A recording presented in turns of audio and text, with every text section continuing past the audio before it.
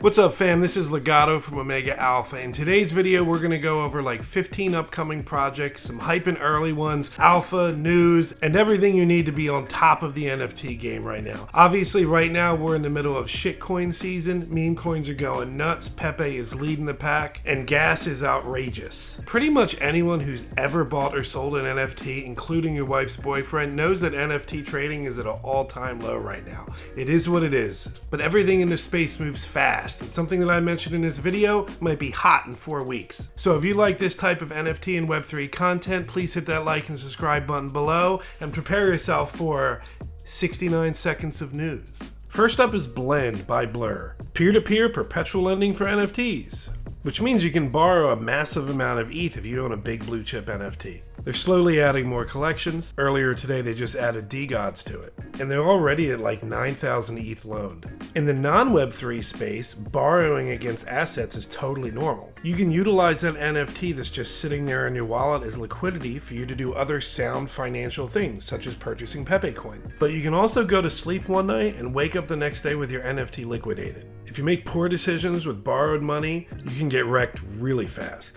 I already mentioned PEPE Coin, it's been going nuts. It's even hitting some of the bigger exchanges like Bybit. As of recording this, Pepe has almost an $800 million market cap, which is nuts. But as with any shitcoin or meme coin, it is definitely gambling. If you get into this crazy low market cap stuff, you can literally lose all your money in the time it takes to go to the bathroom and come back to your computer. Real degens don't use bathrooms. Amazon is dropping an NFT Marketplace here very soon. This was supposed to happen months and months ago. And honestly, with what happened with the Coinbase Marketplace, it's hard to say how it's going to affect NFTs. As Charles mentioned in one thread, Amazon's user base is like 300 million active users. Coinbase isn't even 10. OpenSea isn't even 2. And Blur is like 450k. I don't expect their marketplace to blow anyone away at first, but their user base is astronomical. Hopefully it's a catalyst for a big swing in the market. Goblintown is dropping a new project called BIGINC. As usual, they're killing it with the marketing. If you look at their website, it's pretty great. There's a lot of funny stuff on here. They have this NFT leaderboard concept where if you're down really bad in trading NFTs and connect your wallet,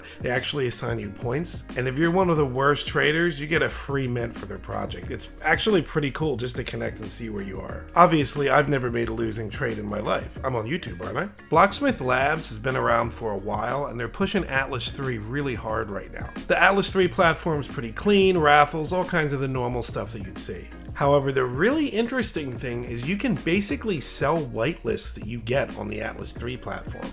So let's say instead of Mercury or Premint or Alphabot, you're submitting and confirming your whitelist on Atlas 3, and you want to sell that whitelist to somebody else, you can properly do that through the platform and it's allowed. They recently partnered with Magic Eden and some other big names, but an allow list marketplace is pretty interesting. And lastly, I just want to quickly mention this Twitter thread from Leonidas. In this thread, he goes over Bitcoin tokens, BRC20, which I found really interesting. Remember how Bitcoin ordinals took the game by storm? I mean, imagine if you could have shit coins and meme coins, legitimate financial investments built on BTC like ordinals and inscriptions. Interesting stuff, right? But enough of that, let's get into the projects. First up is The Grapes, backed by Animoca Brands, partnered with Mochaverse. Their team is responsible for apps with like 500 million downloads. The reason why this one stands out to me is because the team behind it is pretty legit. Their team's been involved with stuff from Square Enix, Lara Croft, Final Fantasy, Space Invaders, you name it. They have a lot of games planned, big name partnerships listed on their website, so it's definitely enough for me to keep an eye on it. Next up is Line Friends, also known as IPX.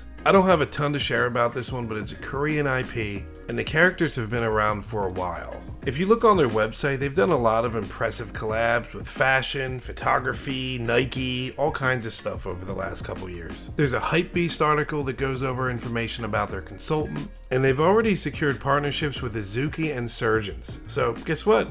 That's enough for me. Next quick one to talk about is Hato Genesis, a community-based art project by Hato. Does a lot of cool art, can't knock the Pepe, and the tweets get a lot of interaction. There's not too much about this project right now, but Hato has a big following, and I think the art's pretty good. Let's see if it gets to the promised land. Next up is Galactic Inmates. Not too much info about this one. It's been making its rounds in some alpha groups for a while. I've seen it mentioned by a couple people, so let's see where it goes. Next up is the Web3 game, Age of Battles, real-time strategy game game, deck building, demolish your opponent's castles. The team behind it has supposedly worked with some big companies before. It's a public gaming company in Romania called Firebite Games, and it has a lot of mutual followers, so I'm going to keep an eye on it. Next up is Affyn, a multiverse of interoperable games and metaverse. They've partnered with big names like Sandbox, Aperion, Warner Music Singapore, and have some pretty serious plans. Gaming, AR, metaverse, VR, I think a little bit of everything. They make references to Pokemon Go, World of Warcraft. I mean, there's a lot going on here, and I don't have the time to go over it, but definitely watch this one. Next up is Cold. They only have like 6K followers, but a lot of them are notable. They already have AMA scheduled. I believe as of this time, they have the supply set as 3 to 4K, and I think it's a free mint. Not a lot of info yet about this one, but gonna watch it. Next up is Pluto, or Pluto Misfits. They just released Sunbeam, which is their whitelist experience. They have monster funding, monster investors, a deck team, magic batches behind it, and Polygon is involved. When's the last time you saw an NFT project where the blockchain itself was tweeting about it, and where the founders and big backers of the blockchain are also backing this project? But because of their connections, they're literally backed by Polygon and have connections to all the partners that they have. And that's a pretty big deal. If they play their cards right, their Genesis NFT might literally be one of the big blue chips on Polygon. As of right now, Utes is the #1 banger on Polygon, but in the future, there's definitely going to be some competition. I'm going to give you Solana Degenerate some love with this one, Coats and Knights. It's a medieval-themed, story-driven RPG built on Solana. Their Twitter has like 7K followers right now. I haven't dove in deep on this one at all, but I've seen it mentioned with a few of the filthy, degenerate Solana groups I'm in. And when these type of games pop off, especially if they can follow through on their promises with having different items, swords, weapons, and everything like that, actual NFT assets, there can be some huge potential for gains. If you want to learn more about this project, probably check out their Discord, and they have a couple trailers like this on their Twitter, so I'm going to keep an eye on it. This one might be worth diving into, Unfettered, powered by AI. It's a Dark Souls-like RPG, good graphics, Twitter engagement. If you're a nerd like me and have played games like Dark Souls, Demon Souls, and Bloodborne, Elden Ring, the idea of a Web3 version of that is really cool. They did launch their Genesis NFT recently. The floor is about 0.13 ETH, but the reason I'm mentioning it here is because their IDO is launching in like 2 weeks. You can check out all the information on Twitter. It's a Polygon-based coin, but they claim there's going to be a centralized exchange listing shortly after launch.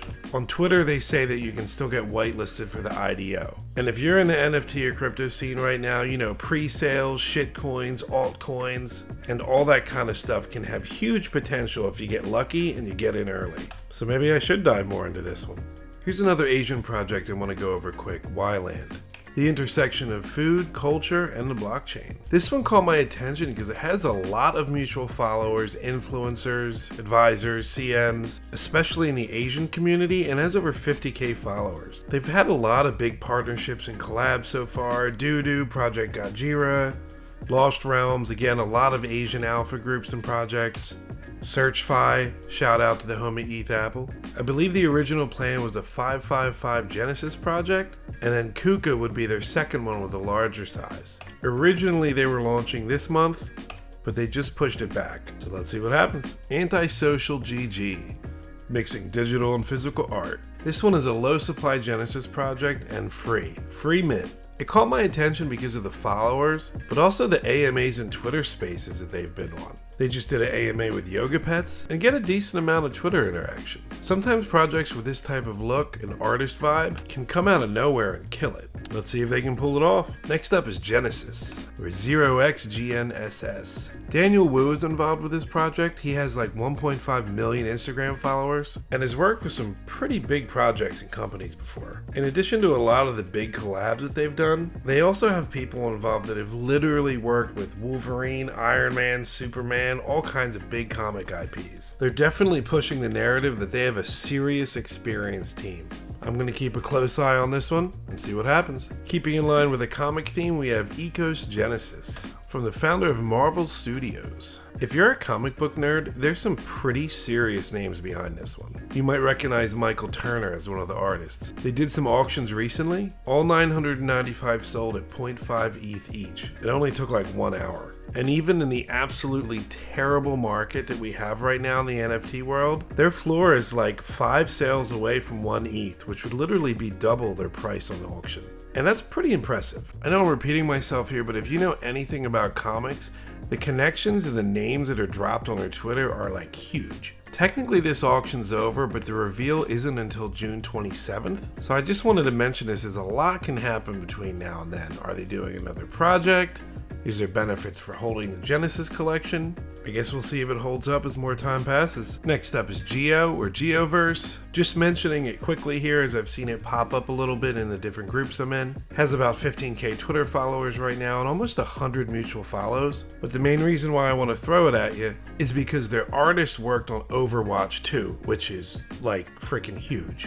So, gonna watch it. Last up is Manga Factory. Manga Factory is going to be a free mint, and they are stupid connected in the anime and manga scene.